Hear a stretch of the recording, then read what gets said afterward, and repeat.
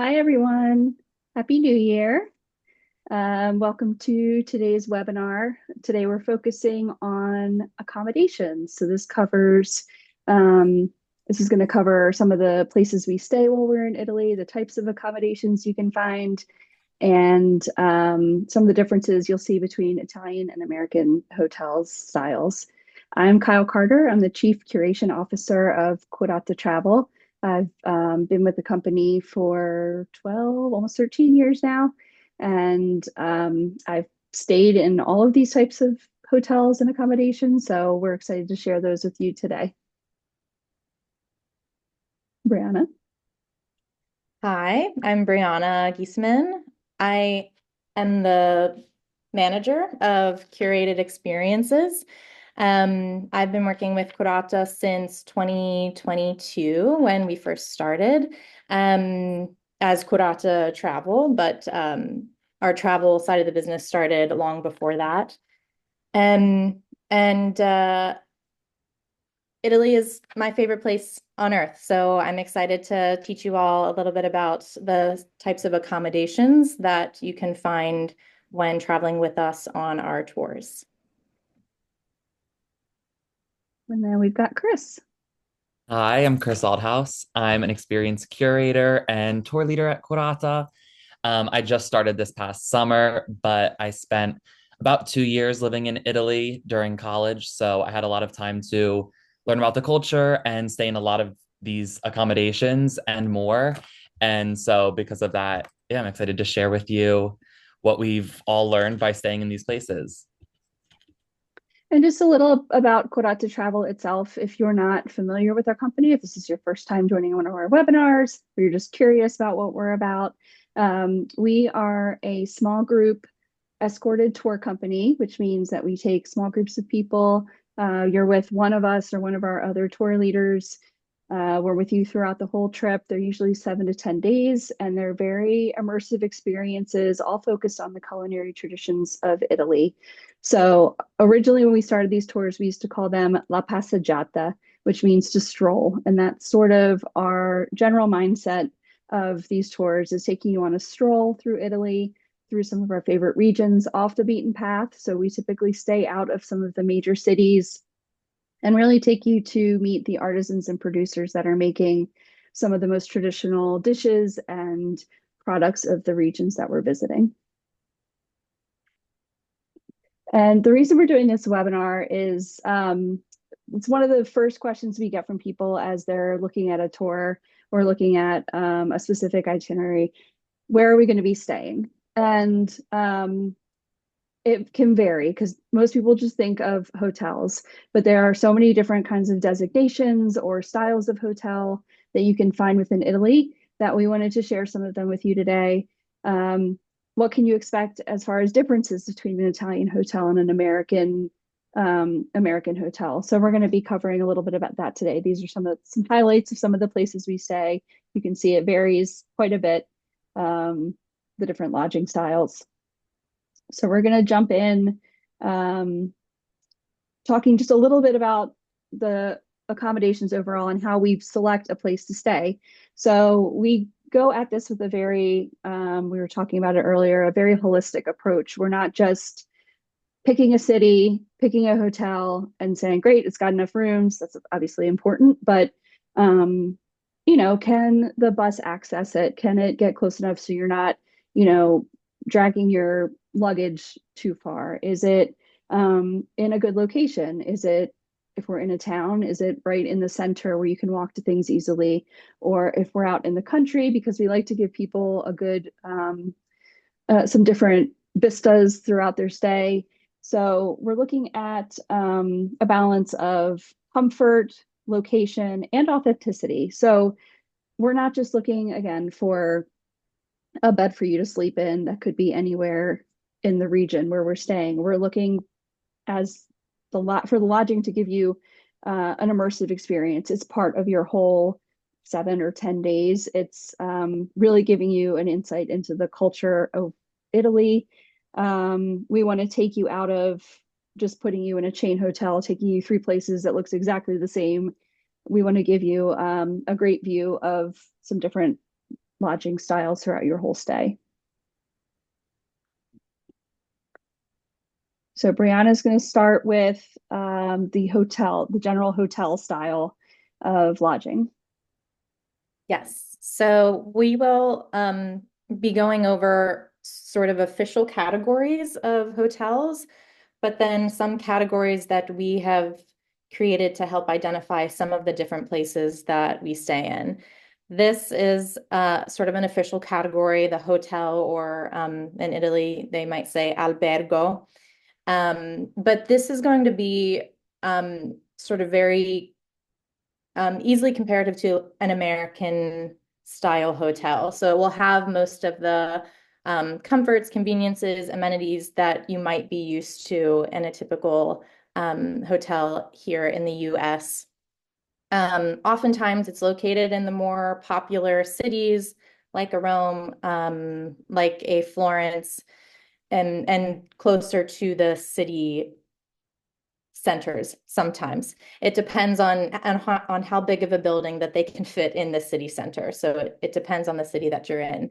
Um, Sometimes we stay in hotels that are designated as a grand hotel, and these hotels are a little bit fancier, a little bit more ornate than you might find of a typical just hotel. So grand hotel gives it a different feeling. Um, the lobby area might be a little bit larger, but always rich history as a part of the building, as a part of its location, and usually stunning views as well. Yeah, even the furniture in the grand hotels tends to be, they have a lot of antiques, things like that. And like Brianna said, I should have said this at the beginning. This is not like these are the only types of hotels throughout Italy. There are certainly different styles, different types. This is kind of our overarching description of the types that we usually stay in. Um, and just wanted to give you a view of the types of lodging that you'll find on the tours.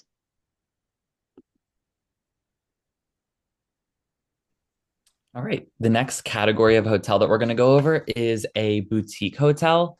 And boutique hotels are independently owned. So normally they don't fall into a chain of hotel. And because of this, their attention to detail is much higher. So they'll have different architectural styles and a very unique atmosphere that's often more artistic because they don't fall into a chain that has to have the same style. Um, they feel small, intimate, and quaint. It typically has less than 50 rooms. Sometimes it's as low as 10 rooms.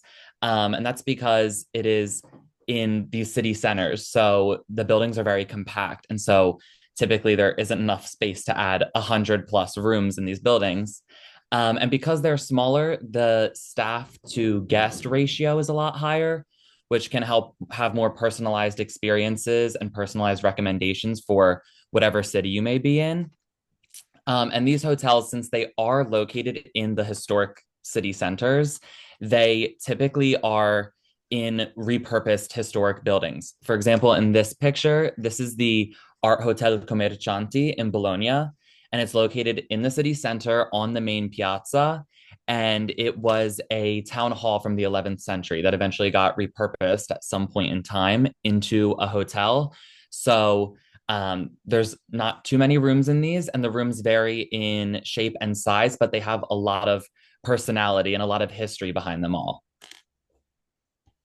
Yeah, I would say if we're looking at a city center for one of our destinations, we would try to find a boutique hotel over a traditional hotel. Something that's smaller. We love the historic buildings. We love that the character that it gives you, and like Chris said, the more personalized service and sort of a more intimate feel than, a hotel with 150 rooms or something like that.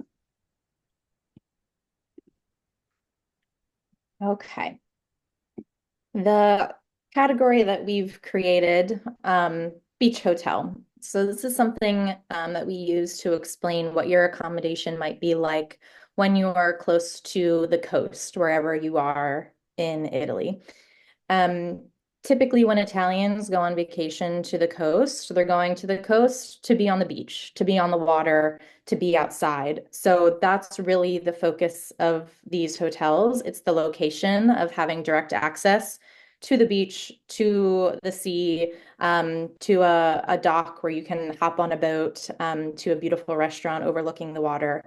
And the less they focus less on what's inside of the hotel. It's still beautiful, it's still clean. The staff is always very welcoming, but you'll find less frills. The rooms are a little bit more on the simple side, but you can't beat the views from the like typically there's a rooftop where you can have a view of the sea. This is an example of where we stay in Calagonone in Sardinia, and breakfast is right up here every morning with a gorgeous view of the sea from there. And then some hotels also have a private beach club. Some hotels also have a pool, like a rooftop pool. So that's what you can find for a beach hotel. Yeah, it's not that different than if you think about, at least here on the East Coast, going to the beach and getting a hotel on one of the beachside resorts here. Again, simpler, less frills. You're not in the room that much anyway. So they're really focused on the amenities and being outdoors and out on the beach. The next category, so like we were saying with beach hotel, that's sort of just a category that we've come up with ourselves, whereas agriturismo is an actual designation in Italy. It's a combination of agriculture and tourism, essentially. And to be considered an agriturismo, it's a working farm. So you have to have a significant portion of your income from agricultural activities, but also provide accommodations and meals to guests. There, you'll find a lot of opportunities to participate in the farm life, and that's not, I mean, it could be milking cows and feeding animals, but typically it's things like cooking classes, getting to participate in an olive or grape harvest. But you'll find that your meals there are made from the products on the actual farm. They'll be out in rural settings, typically smaller number of rooms. Also, this right here is an example of the first place we ever took people on a tour in Tuscany, Ancre del Chianti, where our Tuscan immersion tours take place. She's got, I think it's 9 rooms between the different buildings from the main house that you see in the picture. But she does everything there from there's cooking classes, but there's also she does yoga retreats and watercolor classes. And throughout the property, you can find, hammocks amongst the olive groves and really amazing overlooks. And so it's really focused on being away from the city, focused on the tranquil settings and really a more peaceful surroundings. And typically we love, if we want to make sure we're incorporating places like this in our stays. So we'll talk about this in a little bit later slide, but we like to give you different experiences while you're on a tour. And these are some other non-agriturismo, but also non-hotel categories. So there's the masseria, which you see in this picture, which is a specific type of agriturismo. It's a fortified farmhouse, and this is Masseria Salamina in the picture, which is Brianna's favorite, which is located in Puglia, and you'll find these typically in Puglia, but also in Sicily a bit. And they are made up of, an agricultural piece of land, but the masseria itself is the fortified farmhouse where they used to store like this one has a courtyard in the back. So the animals, the food, and the purpose of that was to protect them because they're all on the coast from pirates and raids that were happening at the time. So similar to the agriturismo, but specific to this style of the fortified farmhouse. There's also B&B and then a villa or country house. So those kind of things are very similar to the agriturismo. They just don't have that designation because they're not specifically a working farm and have those products and income based on the farming activities. But everyone's heard of the Tuscan villa experience or a Tuscan country house, something like that.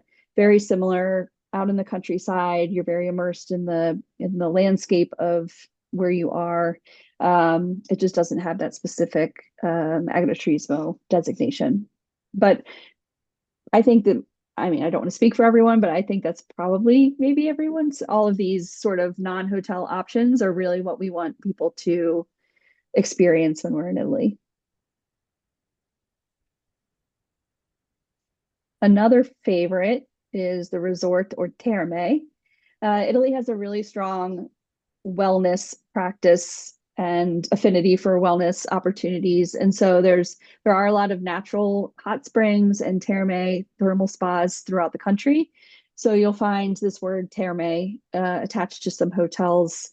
And obviously, you can see in this picture, this is from our unconventional Tuscany experience. This is under the hotel. It's these natural thermal pools in these caves, really incredible. Um, so it can range from, a hotel could say something and spa, and it could be anything from like just a sauna, a jacuzzi, and maybe a cold plunge type of situation to something more ornate. We checked out this terme up in the Aosta area last winter, and it maybe had, I would say, 50 different experiences, you guys. It was you could spend hours there. And you'll see at the bottom here, I said that it's also a destination for non-hotel guests. So people come and spend the whole day here, and they have like recommended routes. This place we went, again in Aosta, is a big skiing destination. So they were like, if you are a skier, take this route to recover from your ski excursion. If you just want to relax, do this route. So it's very intentional, very focused on wellness. And again, you'll find these all throughout the country. So these are really obviously a lovely experience to have.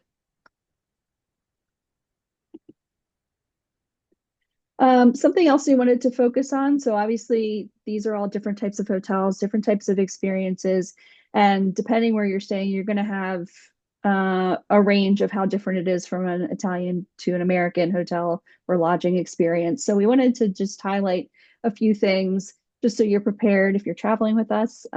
You're prepared with what to expect. I'll start with the room size and sort of the room makeups, especially if we're talking about these boutique hotels or hotels in city centers. If you think about when you go to New York City, hotels that are in city centers, they're trying to maximize the space and the amount of people.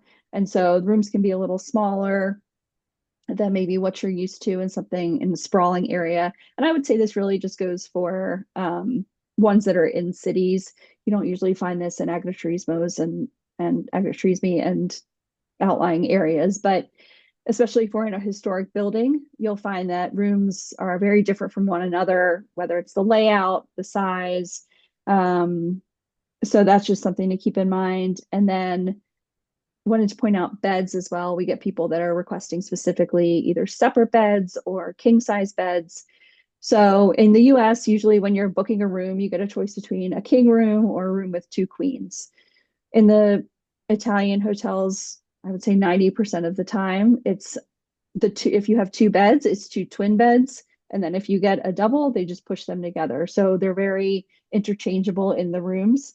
And I think two twin beds put together is just about a king size bed. Um, so that's just something to expect as you're looking. Again, if you're going to Italy and you're booking at like a Hilton or something, they will have very similar standards to the US hotels. But if you're looking at an Italian hotel or some of these other categories, that's something that you can expect from the bed setups. Bathrooms. These are always interesting questions that we get either before a tour or during a tour. Um, in general, a bathroom can be like a standing shower, or it can have a bathtub. So it really just depends on the accommodation. It's not something that we can pick for you beforehand, but you get one or the other. Typically, bathrooms will not have like washcloths like we are used to in the US. So that's something that we will sort of remind you and advise you before you actually arrive to Italy. We have a link on our Amazon shop for little travel washcloths that dry pretty quickly. So if you're used to having a washcloth um, in the bathroom, just bring one with you so that you don't have to try to use like a hand towel that they have in the Italian bathrooms. Most bathrooms will have a bidet. It's usually very foreign to us, and people usually have a lot of questions. We're happy to sort of guide you through it, send you a YouTube video on how it works. But it's one of those immersive experience, I guess, opportunities for you while you're in Italy. We have had people use the bidets for any number of things other than what they're supposed to be. We've had people fill it with ice and use it to put their swollen feet in, which I don't recommend. Um, People have suggested they have lids so you can, put your toiletry case. But yes, other than a demonstration, we're happy to share any other information with you about the bidets. Um, and then toiletries. Typically, a hair dryer is always available. We usually say sometimes, depending on the hotel, it's more of a suggestion of a hair dryer than a full-on hair dryer. So if you're used to a specific kind of heat of airflow, it might be a good idea to bring a little travel one with you. Otherwise, there is one there. It'll get the job done. And then toiletries. Hotels will have like a soap and body wash. They may not always have conditioner. So again, if that's something that you're used to and you want to have, bring it with you just in case it's not available, but there will always be some sort of soap there for you. For your room keys, when you get your room key for an Italian hotel, typically it will be a key card. And we've had people who use their key card to scan into their room and get confused as to why there's no power when they turn on the light switch or the outlets don't work when they walk in. And that's because in most Italian hotels, if not all, there will be a slot right when you walk in your room on the wall in which you put your key card in order to provide your room with electricity. And that's because it's in order to conserve electricity and to conserve energy. So when you leave the room and you take your key card with you, you're not keeping the lights on, wasting any energy that way. Um, Another thing is with very historic Italian hotels, sometimes they still use the big metal room key that you'll have to, turn 800 times to get in. And this will come with a card to access your electricity as well. And with those hotels, the historic ones with the large metal key, when you leave the hotel, you may have to leave your key at the front desk as it is the only one that they might have to access your room to clean it and such. So yeah, it could vary what type of key you get depending on your hotel. Yeah, and you'll want to leave it at the front desk because otherwise your purse is going to be like dragging behind you because you've got this giant like doorknob style key in your purse. As for breakfast, so typically there's a lighter breakfast served at Italian hotels, which for our tours is very good as you're going to eat a lot during the day. So it's nice to have a lighter breakfast to start out your day. And they'll have the essentials like pastries, coffee, and fruit. But along with that, it's slightly Americanized for the most part. There'll be some eggs and bacon, which you won't really be able to find in cafes in Italy. So that's kind of nice. And then when you go to breakfast in Italian hotels, you'll have to provide them with your room number so they know that you're actually part of the hotel coming to get breakfast. Yeah, they can take that very seriously. So as sometimes there's someone standing right at the entryway to ask you what your room number is. Sometimes you'll come in, take a seat, and they'll track you down. So just it's nice to know that someone will most likely be looking for that information from you while you're at breakfast. Elevators and accessibility. So Italy doesn't have the same laws and regulations when it comes to accessibility as the US does. So the elevators are typically very, very small. And it's just meant to get your luggage up and down. So if you're on the first or second floor, You'll find if Italians are staying in the hotel with us, you'll find they're always taking the stairs. They're not going to be taking the elevators. Um, and sometimes there are no elevators at all. And we'll give you that information ahead of time just so you're prepared. And that so you know you might be having to move your luggage up and down without the help of an elevator.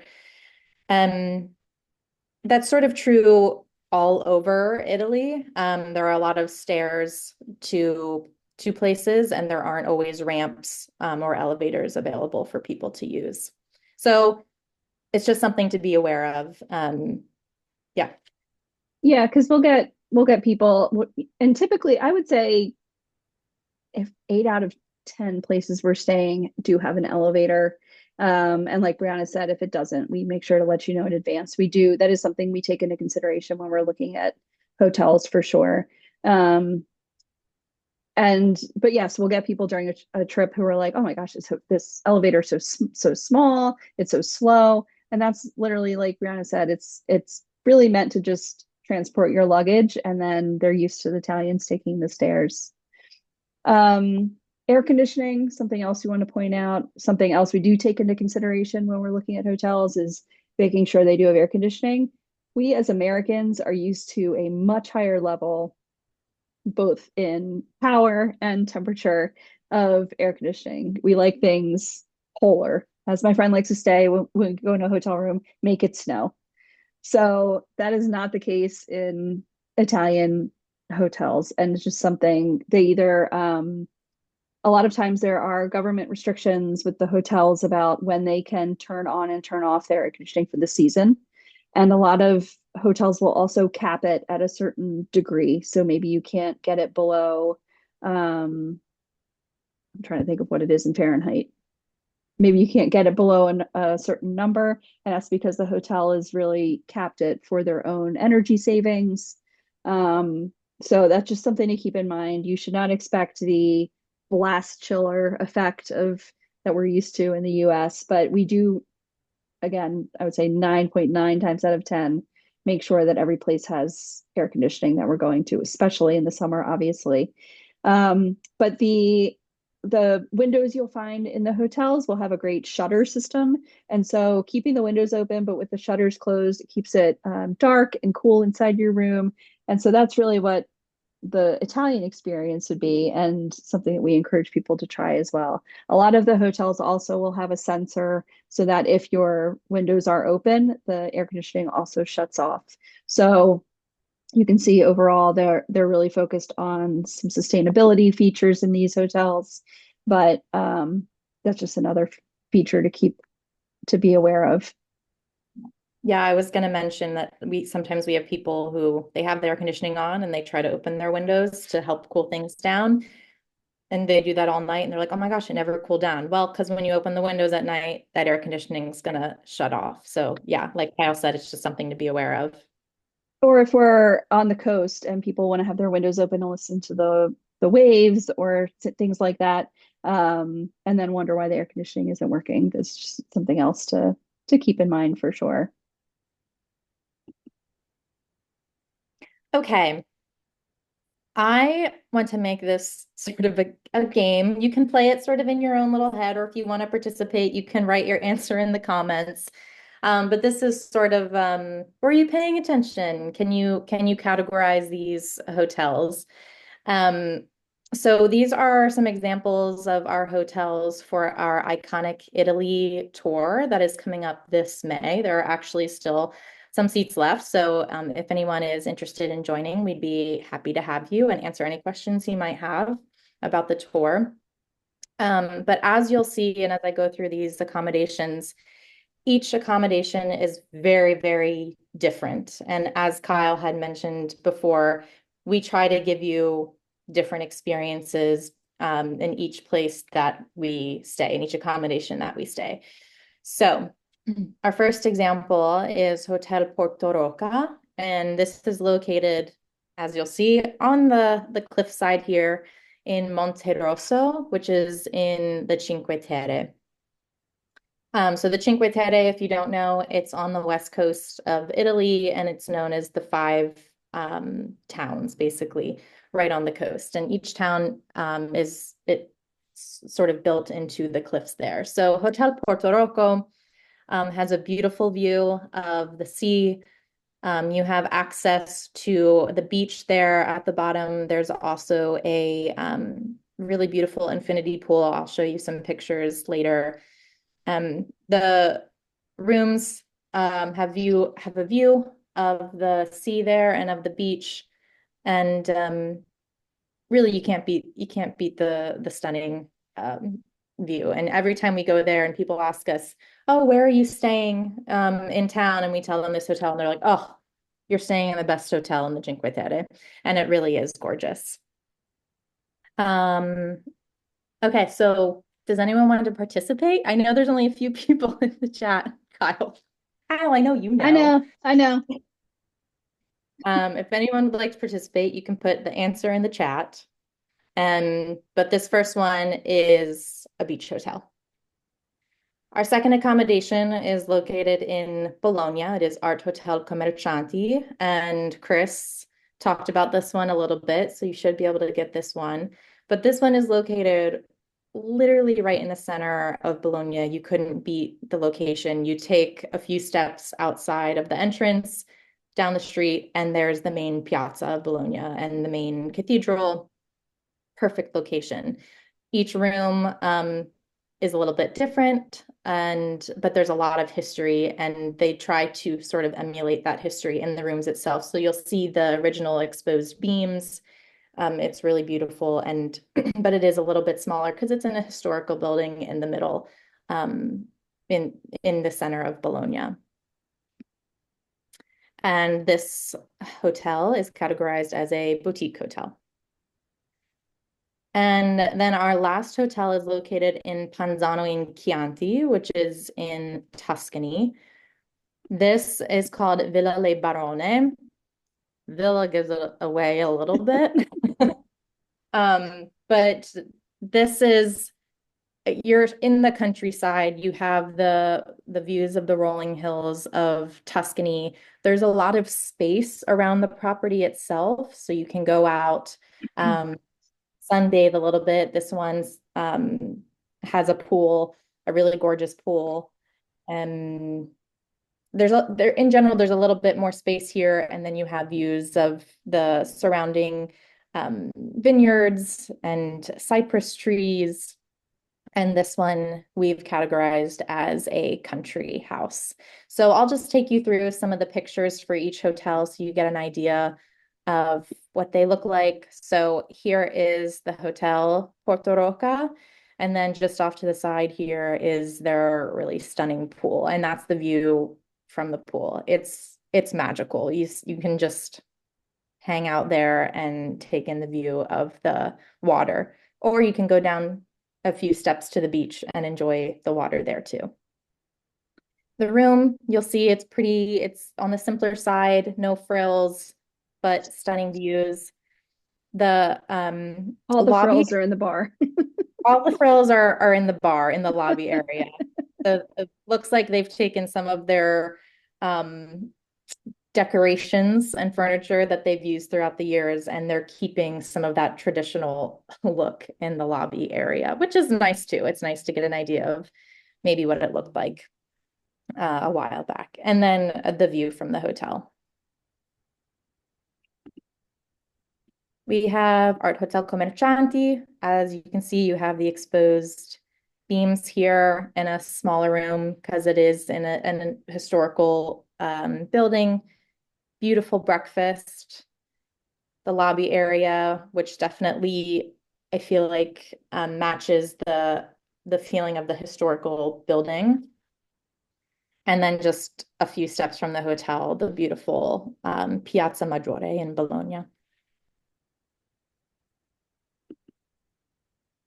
And Villa Le Barone, our country house. Um, it's gorgeous. It's beautiful. The pool has the view of the rolling hills. I mentioned some of the outside space where you'll be able to relax. And then this is the breakfast area as well.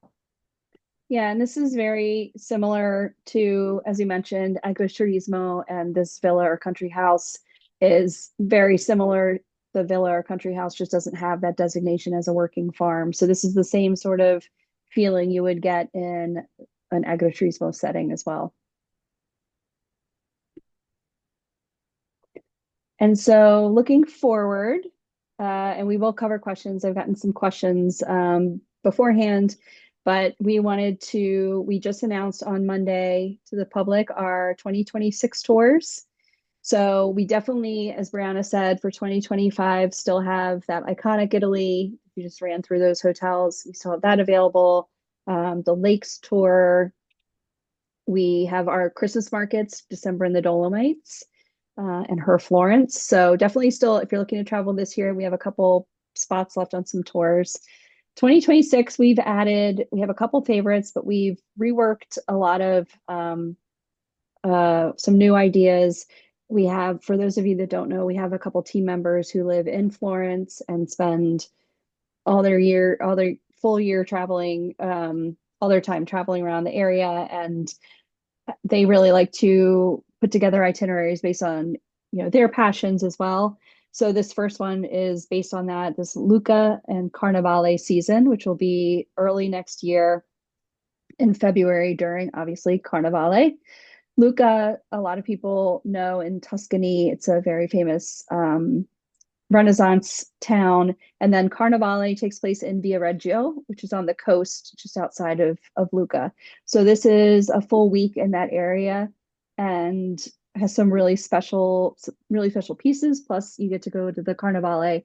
Viareggio, if you look it up, is one of the most largest and most famous Carnevale celebrations in Europe, actually, known for their floats and decorations. Hoping to get over there for that one as well myself. Wonders of Western Sicily. This is a tour that we have done before, but we've expanded it. So typically it's only gone to Palermo and Trapani. We've added Agrigento, which is a little further south, to make this a full 10-day tour. So 3 nights in each location. And I know a lot of people don't think of Western Sicily. It's more of they might think of it as more rugged area or lesser traveled. But if you know us, you know that's what we focus on. This is where Marsala is. There's a really incredible salt pan. You get to go salt panning and harvest your own sea salt in Trapani. Palermo itself is vibrant and beautiful. It has amazing street food scene. So this is a really fantastic tour. If you feel like you have, I've done Rome, Florence, all of those, and you want to see something different, this will give you a really incredible view of Sicily. Next is a tour that we have. It sold out very quickly for 2025. It's Coast to Coast with Chef Taylor Mason, who is a James Beard nominated chef from the Lancaster area. His restaurant is Luca with one C, Luca, and Pizzeria Luca. And Coast to Coast, this takes you from the coast of Calabria, Tropea. So it goes Tropea down to Matera and ends in Puglia. So it goes coast to coast in southern Italy. And if you've traveled with him before, we do 2 trips with him a year because he's super dynamic. He has an incredible passion for everything Italy, and his culinary knowledge is just amazing. He's wonderful to travel with. So his trips sell out pretty quickly. Classic Italy is a new one. So we've been doing a lot of events lately, and everyone's coming up and saying, "Oh, I've traveled to Italy. I've traveled to Italy. Oh, where have you gone?" Florence, Rome, and Venice, which is amazing. Everyone should go to all of those places. Absolutely. We wanted to do our own take on that. So here are the places that we think should be the new classics. So this one goes to Perugia in Umbria, which is not too far from Rome, goes up to Bologna, and then ends up in a town called Chioggia, which is right across the lagoon from Venice. So we do take you to Venice for the day because we can't just take you there and be like, oh, there's Venice over there. You can't go. So we do make sure you get to see those, but it's sort of, if you think of it, our off the beaten path version of that classic Rome, Florence, Venice. So you get those feelings and you're sort of mirroring that track, but it's our version of that. So that I think is going to become a popular one pretty quickly. Unconventional Tuscany is one again that our tour leader Martina developed. This is based on her vacations as a child. So when they growing up in Tuscany, they would go to the coast, and this sort of came out of that. It has a really incredible fishing excursion with a fisherman who's focused on sustainability. It goes to that thermal spa hotel that we showed back on the Terme slide. That's one of the hotels, which is obviously amazing. And it takes you to another side of Tuscany. A lot of people don't even know that Tuscany goes all the way to the coast. It takes you to an incredible town and winery run by a couple guys. This town has less than 200 people in it. It was a dying town. The guys who started this winery did it to sort of bring new life to the town, and it's an incredible story. This whole trip is really takes you beyond off the beaten path. I know I keep saying that for every tour because that's our thing, but unconventional really covers it for that one. Cruising Croatia. This is a new tour. It was our first non-Italy tour that we did this year in 2024. It was amazing, amazing. The 2024 route went from Split to Dubrovnik. We're working with the cruise company to possibly alter that a little bit, but we did a whole custom tour focusing really on the culinary traditions of Croatia, as we do with Italy, and on a small 18-room yacht. And it was fantastic. We loved it. We're excited to do it again. It's listed here as coming soon because the boat company just doesn't release their dates until a little later into the year. So once we have those, that'll be up. For any of these that say coming soon, you can go on our website and join the wait list from that page, from that tours page. You just click the waitlist button and fill out the information. Summer in the Dolomites. This was also, again, sort of the heart project of another one of our tour leaders, Romina, who would spend the summer with her grandparents in the Dolomites. And we do our December in the Dolomites, the Christmas markets. This is an area I think all of us have really fallen in love with, Trento and Bolzano area, right straight above Verona, close to the Swiss border, or Austria border. And this will be focused on really exploring. It's a great time of year. So July, you really want to stay out of those big cities and further south, but the temperatures will be very comfortable. We'll be outside. There's some more active excursions for those that are interested in it. These areas have a lot of culinary experiences that we don't have on other tours. There's a honey producer, coffee, apples, cidery, that kind of thing. So things that you don't get to experience in some of these other areas of Italy. Due Coste, our classic tour, we did a little later in the year to get out of the heat of the middle of the summer, but it's sort of our other coast to coast tour. So it starts towards Sorrento in that Sorrentine Peninsula, Matera, and ends in Puglia. Spain is our newest venture. We have friends that started a culinary school there, and that took us over there in the past couple of years to explore. And so this will be in the Valencia and the coastal area of Spain. That's a really, really cool one that I think everyone will enjoy. We'll spend time in Valencia and then in a town called Altea, which is a really small little coastal town a little south of Valencia. You've got paella, obviously. Valencia is considered the birthplace. Orange groves. There's olive oil. Spain is a huge producer of olive oil. So a lot of really cool, unique activities, plus some time at the culinary school with our friends there. And then another coming soon is La Cucina Puglia. This is a format we did back in 2017 that we want to bring back, which is just 1 week in Puglia where we're really focused. There'll be more hands-on cooking classes, more hands-on culinary experiences than our usual trips. So people that are really interested in cooking, learning some techniques, things like that. So that we're just scheduling with the lodging, with the place where we usually stay Tuscan Immersion is something that we launched this past year. We've got a few groups going this year. It's meant for 6 people for your own private tour. So you can pick your dates. We just check with the Agriturismo in Tuscany, and you spend a week at the Agriturismo with one of our tour leaders. I get to really dive into life in Tuscany, which who doesn't want that? Absolutely. Um, so those you get to pick your dates. You just come up with 6 people and we put it together for you. The only thing, there's something else not listed, which is we're just still working on the details and dates for another tour with Chef Taylor, which will be in the fall. We typically do a spring and a fall tour with him. So I just talked with him yesterday and we're putting the final touches on that as well. Um, so that's 2026, all available on our website. Go on there, fill out a booking request if you're interested, and we'll get you all of that information. We did have a couple questions. I'm sorry, did you guys have anything else to add to that before? Okay. No, Um, we had a couple questions that were submitted beforehand. I don't think there were any in the chat so far. One, and that all have to do with the lodging and everything. One is if Wi-Fi is available. Yes, depending where you are. So one of the pictures that was in a previous slide was a cave hotel.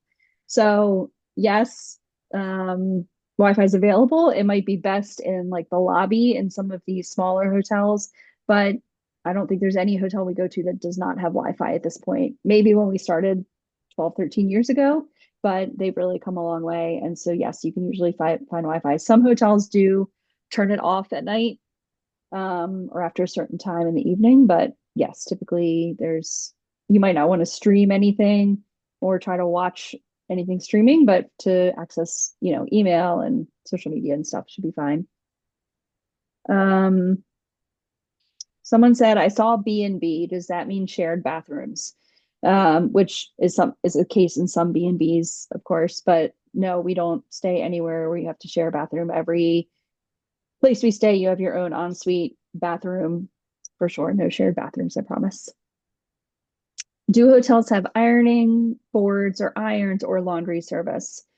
No to irons and ironing boards. I can't think of any that I've stayed in, maybe, but they typically have them at the front desk. You might be able to borrow one from the front desk, but it's not standard in the actual room itself. Is that what you're going to say, Brianna? yeah, basically it depends on the hotel. I would say usually you can request it from the front desk and they can get you one, but they're not usually in the rooms themselves. And then for laundry, it just depends on the hotel. So you can just, once you're signed up for a tour, if that's something that's really important to you, you can just reach out to us and ask, and we'll let you know which hotels provide a laundry service. Sometimes there will be hotels that say we don't provide it, but we're close to a laundromat. And so people choose to do that in and out for an afternoon. They just do a quick load of laundry. Or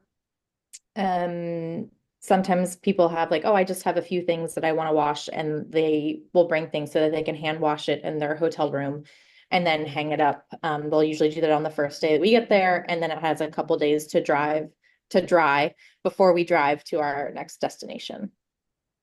Yeah, and if it does have laundry service, that typically means they're sending it out somewhere for the most part. So it might be like, here, fill this bag. It's 20 € for the entire bag. You get it back usually the next day. So it just requires a little planning. You wouldn't want to wait till your last day there to try to send it out or anything. And we can help you navigate that when you sign up for a tour for sure. And then another question was if the hotels have mini safes. And I would again say the 8 times out of 10, 9 times out of 10 they do.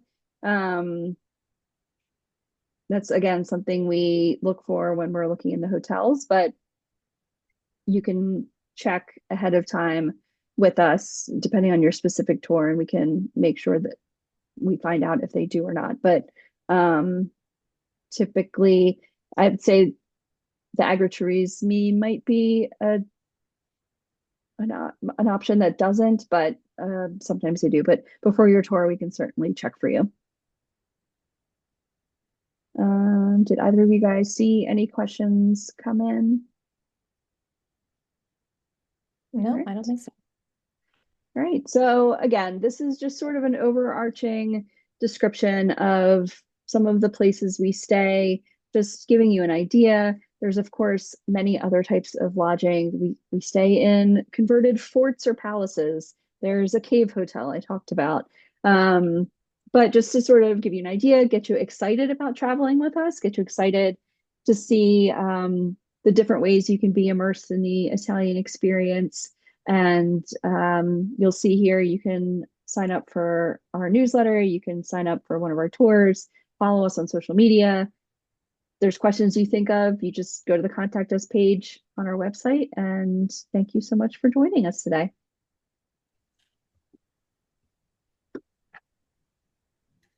Bye. Bye.